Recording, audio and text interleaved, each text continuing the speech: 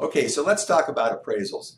We get a lot of questions from clients about appraisals, both from buyers and from sellers. And really the answers can be varied based on what the purpose of the appraisal is.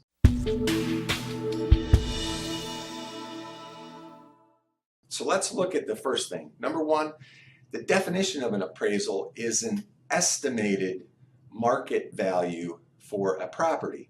So what that says is a licensed appraiser looks at a number of criteria, and it's all controlled by the licensing board in terms of estimating value. And it could be to protect the lender who is lending money on that property. And there's several types of loans. There are USDA loans that have no money down.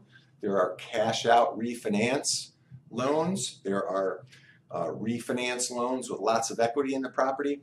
All of those different situations would garner a different scope on the appraisal in terms of what the value would come out to be. In addition to that, there can be appraisals for things like settling an estate. Recently we had a client where a family member passed, and in order to settle the estate, an appraiser was hired just to determine what the value of the property was at the time of the death. So many different situations for what the outcome of the appraisal is going to be.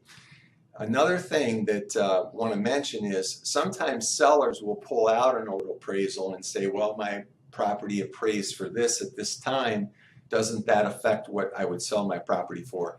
And typically it does not, because an appraisal is just a snapshot in time of what that value of that property would be, and it's also based on what the parameters of the appraisal that was set up for, what was the purpose of the appraisal at the time. So if you have any further questions about appraisals or anything else to do with real estate, please give me a call or shoot me an email.